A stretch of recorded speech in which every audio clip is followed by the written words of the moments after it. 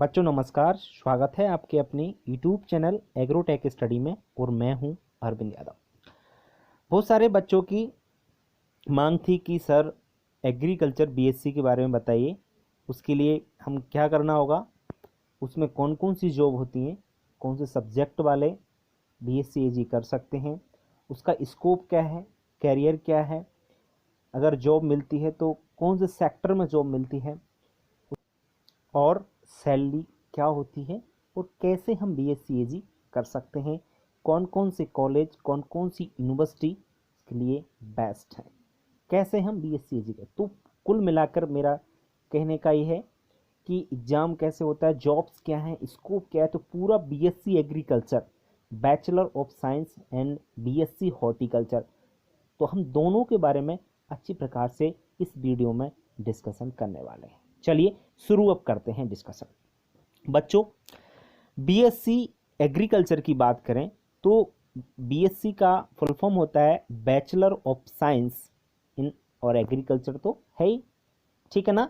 तो bachelor of science आपका होता है इसका फुल फॉर्म। बच्चों मैं आपको बता दूं कि बीएससी एग्रीकल्चर एक बहुत अच्छा सब्जेक्ट है, इसे हर कोई नहीं कर सकता है। इसको करने के लिए बच्चों टेस्ट निकालना पड़ता है। एक टेस्ट होता है, एलिजिबिलिटी इसकी क्या होती है मैं आपको बता दूं कि आपके पास 12th पास होना चाहिए। 12th पास, अब 12th आप एग्रीकल्चर से हो तो सबसे बेस्ट रहता है। मैथ्स वाले भी इसको दे सकते हैं, बायोलॉजी वाले भी इसको कर सकते हैं। बीएससी एग्रीकल्चर मैथ वाले भी कर सकते हैं, बायोलॉजी वाले भी कर सकते हैं और एग्रीकल्चर वाले तो कर सकते हैं ही। बच्चों जैसे हम मध्य प्रदेश के निवासी हैं तो मध्य प्रदेश के बारे में ज़्यादा चर्चा करेंगे। मध्य प्रदेश में हम जैसे बात करें कि हमारे यहाँ बीएससी एजी करने के लिए पीएटी टेस्ट देना होता है, प्री एग्रीकल्चर टेस्ट। तो पीएटी का टेस्ट एग्रीकल्चर वाले छात्र भी दे सकते हैं, मैथ वाले बच्चे भी दे सकते हैं और बायो वाले भी बच्चे दे सकते हैं। तो जैसे आप मैथ वाले या बायो वाले जो टेस्ट देंगे तो उनके लिए जब हम फॉर्म भरते हैं पीएटी का तो ऑप्शन रहते हैं कि आप क्या क्या सब्जेक्ट चुनना चाहते हैं। तो वो केमिस्ट्री, मैथ्स वाले मैथ्स चुनते हैं और बायो वाले बायो चुनते हैं, एग्रीकल्चर वाले एग्रीकल्चर चुनते हैं। तो उसी प्रकार से टेस्ट उनका आता है। जैसे 100 नंबर का बायो आ गया और 50-50 का फिजिक्स केमिस्ट्री रह गया, मैथ्स 100 नंबर का आ गया उधर और फिजिक्स केमिस्ट्री 50-50 का। और एग्रीकल्चर में क्या होता है, 100 नंबर का अपना एग्रीकल्चर रहता है और 100 नंबर का पीसीएम भी। इस प्रकार से आपका ये टेस्ट होता है। उसके बाद फिर हम बीएससी एजी में एडमिशन होता है। जैसे अगर हम टेस्ट निकाल देते हैं, टेस्ट निकालने के बाद फिर एडमिशन होगा।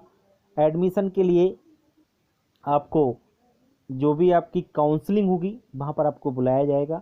उसके लिए जो फीस होगी ओनली वहाँ पर 5,000 रुपये होगी। वैसे टोटल जो फीस होती है आपकी 20,000 रुपये पर सेमेस्टर फीस होती है। कितनी? 20,000 रुपये। उसमें से आपको लगभग उतना ही क्या मिल जाता है, स्कॉलरशिप भी मिल जाता है। मध्य प्रदेश में 15, आप एक और बढ़ गया, 16 एग्रीकल्चर कॉलेज हैं और 2 एग्रीकल्चर यूनिवर्सिटी हैं। एक तो जवाहरलाल नेहरू कृषि विश्वविद्यालय जबलपुर, इसकी स्थापना सन 1964 में हुई, और दूसरा है राजमाता विजयराजे सिंधिया कृषि विश्वविद्यालय ग्वालियर, इसकी स्थापना सन 2008 में हुई। तो दोनों कृषि विश्वविद्यालय मिलकर के पीएटी टेस्ट कराते हैं। जब ये फाइट हो जाता है तो हम बीएससी एजी करते हैं। काउंसलिंग होती है बच्चों ग्वालियर जबलपुर, आपकी काउंसलिंग होगी, वहाँ पर आप जाओगे, फॉर्म भरते हैं और वहाँ पर सबसे पहले सीट उनको मिलती है जिनके बहुत अच्छे नंबर होते हैं। और सीटें जो मिलती हैं, सीट आपकी जो होती है ना वो कैटेगरीज वाइज होती है। जैसे एससी की अलग, एसटी की अलग और आपकी ओबीसी जनरल, सबकी आपकी अलग अलग सीट्स होती हैं। हर कॉलेज में अलग, जैसे किसी कॉलेज में 100 सीट है, किसी में 120, किसी में 200, इस प्रकार से सीटें पूरे मध्य प्रदेश के कॉलेज में हैं। बच्चों जैसे ही हम एडमिशन लेते हैं, एडमिशन सबसे बच्चों का ये रहता है कि सबसे बेस्ट कॉलेज कौन सा है एग्रीकल्चर के लिए। तो बच्चों सबसे बेस्ट कॉलेज पीएटी क्वालिफाई करने के बाद सबसे बेस्ट कॉलेज है इंदौर का। इंदौर का कृषि विश्वविद्यालय, एक कृषि कॉलेज जो है, महाविद्यालय जिसको बोलेंगे, वहाँ पर सबसे ज़्यादा बच्चे एडमिशन की कोशिश करते हैं कि वहाँ पे हमको मिले, और उन बच्चों को मिलता है जो सबसे अच्छे नंबर लाते हैं, उनको ही वहाँ पर एडमिशन मिलता है। इसके बाद बच्चे फिर और भी कॉलेज चुनते हैं। जैसे हम बात करें ग्वालियर का चुन लेते हैं। बीएससी हॉर्टिकल्चर अगर वो करते हैं तो हॉर्टिकल्चर के लिए सबसे बेस्ट है आपका मंदसौर में, और देन आपका कहाँ पर हो गया नया छिंदवाड़ा में, तो वहाँ पर ये आपका कॉलेज चुन लेते हैं। बच्चों बीएससी एजी जो होती है 4 साल का कोर्स होता है। कितने साल का? 4 साल का ये कोर्स होता है। 4 साल में लगभग हम जो सब्जेक्ट पढ़ते हैं 50 से ऊपर सब्जेक्ट हो जाते हैं, क्योंकि एक सेमेस्टर में, क्योंकि हर 6 महीने में एग्ज़ाम होते हैं, एक साल में 2 बार एग्ज़ाम हुए, तो लगभग 6 से 7 आपके सब्जेक्ट रहते हैं। तो हम 4 साल में लगभग ये समझ लीजिए 50 से ऊपर आपके क्या हो जाते हैं, सब्जेक्ट हो जाते हैं। 50 से ऊपर सब्जेक्ट हम लगभग, मैं बताऊं 52 सब्जेक्ट हो जाते हैं, उनका अध्ययन करते हैं 4 साल में। जब उनको अध्ययन कर लेते हैं तो हमारे ग्रेजुएशन कंप्लीट हो जाता है 4 साल के अंतर्गत। फिर हम जॉब की बात करें कि इससे क्या जॉब मिलेगा, तो बच्चों जॉब के लिए वैसे तो कंपनियां, बहुत सारी कंपनियां, कैंपस आपके कॉलेज में ही होते हैं, बहुत सारी कंपनियां आती हैं, अच्छे कैंपस लगते हैं, बैंक भी आते हैं, प्राइवेट बैंक आते हैं आपके पास, आपको जॉब देते हैं, आपको ले जाते हैं, आपको बताएंगे, आपका इंटरव्यू होगा वहाँ पे, आपका अच्छा इंटरव्यू हो तो आपका सिलेक्शन हो जाता है कैंपस से ही, और अच्छी आपको सैलरी मिलती है। लगभग लगभग 20 से 25 हज़ार रुपये तक कैंपस जो है वहाँ से 25-30 हज़ार रुपये आपकी सैलरी पर बेस पर वहाँ से बच्चे ले गए। कोई भी कॉलेज हो, सभी कॉलेज में कंपनियाँ आती हैं, देखती हैं आपको, आपका इंटरव्यू लेती हैं, आपका कैसा स्किल है सब चीज़ चेक करती हैं, देन आपको जॉब वहाँ से भी मिल सकती है। ठीक है, तो ये गवर्नमेंट में होता है। प्राइवेट का मैं आपको बार बार बोल ही चुका हूँ, प्राइवेट के चक्कर में आपको नहीं पढ़ना है, प्राइवेट में ऐसा बहुत कम होता है। आईटीएम यूनिवर्सिटी ग्वालियर जा सकते हैं, फीस उसकी ज़्यादा है, लेकिन उसको आईसीएआर की मान्यता है। भारत में सिर्फ 2 ही प्राइवेट यूनिवर्सिटी हैं जिनको आईसीएआर की मान्यता है। एक तो लवली यूनिवर्सिटी है जो कि हरियाणा में है, दूसरी आईटीएम यूनिवर्सिटी जो कि ग्वालियर मध्य प्रदेश में। बहुत सारे छात्र ग्वालियर आईटीएम यूनिवर्सिटी से बीएससी एग्रीकल्चर एवं बीएससी हॉर्टिकल्चर कर रहे हैं। बच्चों तो वहाँ से आपको जॉब मिल सकती है, और भी मैं आपको जॉब बता सकता हूँ, बहुत सारी आपकी जॉब होती हैं। बीएससी कर लिया आपने, उसके बाद आप एमएससी भी कर सकते हो, एमएससी के बाद आप पीएचडी भी कर सकते हो, तो बहुत सारी जॉब। बीएससी के बाद जॉब के बारे में बता देता हूँ बच्चों। सबसे पहले हम गवर्नमेंट की बात करते हैं, गवर्नमेंट जॉब कौन कौन सी है। बच्चों अगर आपने बीएससी एजी कर लिया तो मध्य प्रदेश की हम बात करें तो मध्य प्रदेश में बीएससी एजी करने के बाद जॉब निकलती है आरएई, रूरल एग्रीकल्चर एक्सटेंशन ऑफिसर। आरएचयू की होती है रूरल हॉर्टिकल्चर एक्सटेंशन ऑफिसर। ये हर आपके ब्लॉक लेवल और हर पंचायत लेवल पर से पुराना नाम दिया गया ग्राम सेवक, तो वो बीएससी एजी वाले हैं। आज उनका नाम चेंज कर दिया है, वो एक एक्सटेंशन ऑफिसर कहलाते हैं, तो उसकी वैकेंसी आती है। देन आप कहो आपका एसएडीओ होता है, सीनियर एग्रीकल्चर डेवलपमेंट ऑफिसर, जो हर ब्लॉक लेवल पे होते हैं। और जैसे हम बात करें इससे भी आपका जैसे एग्रीकल्चर बैंकिंग की बात करें तो हर बैंकिंग में एग्रीकल्चर ऑफिसर होता है, जिसको हम स्पेशलिस्ट ऑफिसर बोलते हैं, तो उसकी जॉब हर साल आती है। अगर आपके पास बीएससी एजी है तो ही आप फॉर्म भर सकते हैं, अन्यथा नहीं। ये सभी जो मैं जॉब बता रहा हूँ आपके पास बीएससी एजी है तभी आप भर सकते हैं, ठीक है ना। तो हर साल बैंकिंग में हर, अब दिसंबर में इसका एग्जाम होता है बैंकिंग का, आप बैंकिंग में भी जा सकते हो, ठीक है ना। हर साल वैकेंसी, ऐसा कोई सा साल नहीं जाता जो आप ना वैकेंसी आती है, हर साल वैकेंसी आती है, और सब बच्चे डालते भी, इनका अच्छा होता है वो निकल जाते हैं और सिलेक्शन वो पा लेते हैं, ठीक है ना। तो ये बैंक तो आपको पता है कि मैं मध्य प्रदेश की बात नहीं, पूरी ऑल इंडिया में कितने बैंक हैं, सभी बैंकों में वैकेंसी आती है।